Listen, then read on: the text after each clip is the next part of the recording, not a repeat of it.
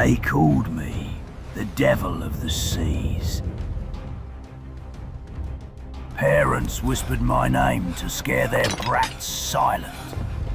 When I lit the fuses in my beard, sparks hissing, smoke curling around my face, men swore they'd glimpsed hell itself. My name is Edward Teach, but to the world, I was Blackbeard. I was born in England, Bristol, most say.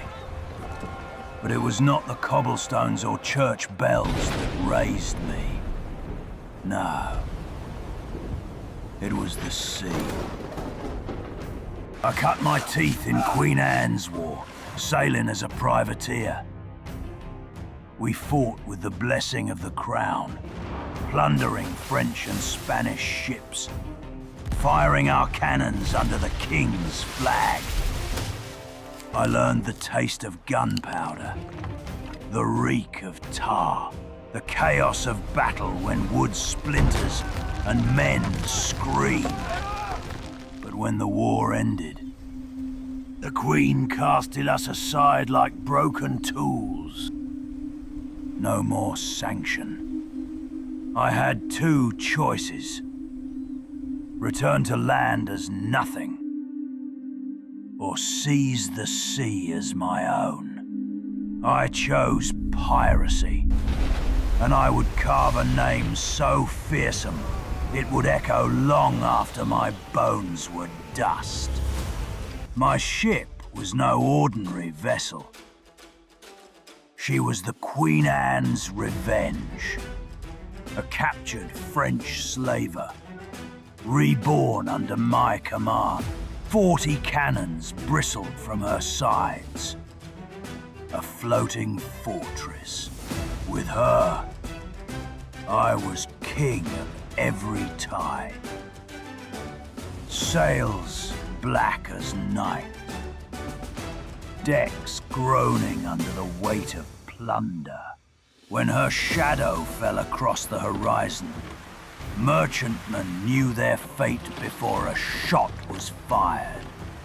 They say I was cruel, but truth is, I rarely needed to spill blood. Fear did the work. A single glance at me, with fuses burning in my beard and pistols strapped across my chest, and most captains lowered their colors before the first broadside. To them, I was no man. I was a phantom, cloaked in smoke. They say my ghost still haunts the seas, but if ye don't subscribe, it'll be haunting your Wi-Fi next. You want to know how far my reach stretched? Ask Charleston. In the summer of 1718, I brought that city to its knees. My fleet blockaded the harbor, choking its lifeblood. No ship entered, no ship left without my leave. We seized hostages, gentlemen, merchants, even the governor's councilmen. Our demand? I demand the medicine! But medicine. For a week, I owned that city. The wealthy trembled in their homes, while my cannons glared at their harbor. Not a musket fired, not a man dared challenge me. They knew resistance meant fire and death. And so I sailed away, stocked with what I required, without spilling a drop of their blood. That was my power.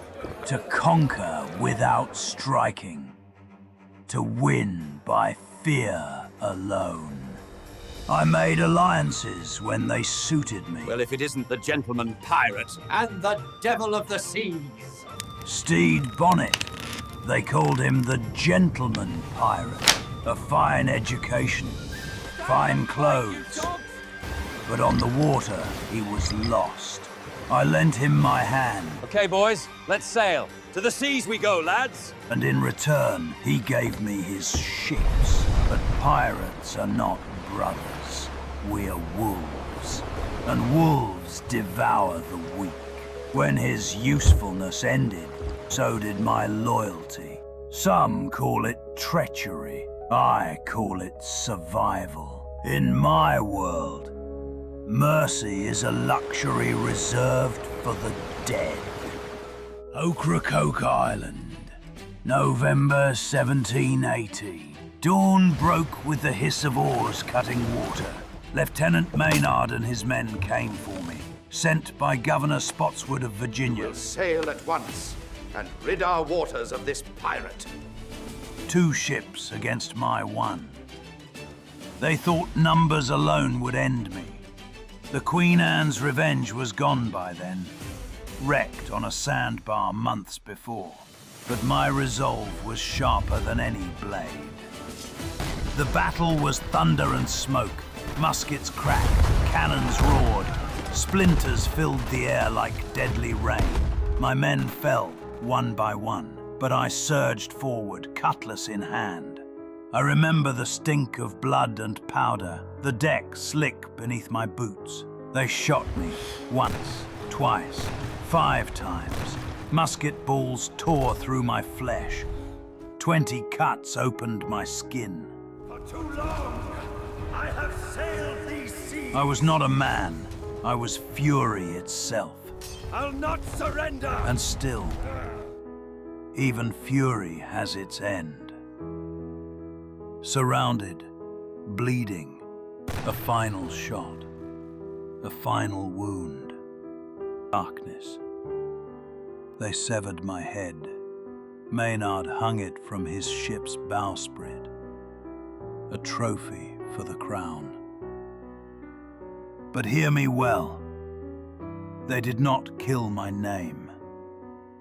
Sailors swore my body swam around the ship 3 times before sinking into the deep. Some say my ghost still haunts the Carolina coast, lantern in hand, beard aflame with smoke. Perhaps it is only a tale, or perhaps not. For kingdoms crumble, kings are forgotten, empires rot into dust. But Blackbeard remains eternal.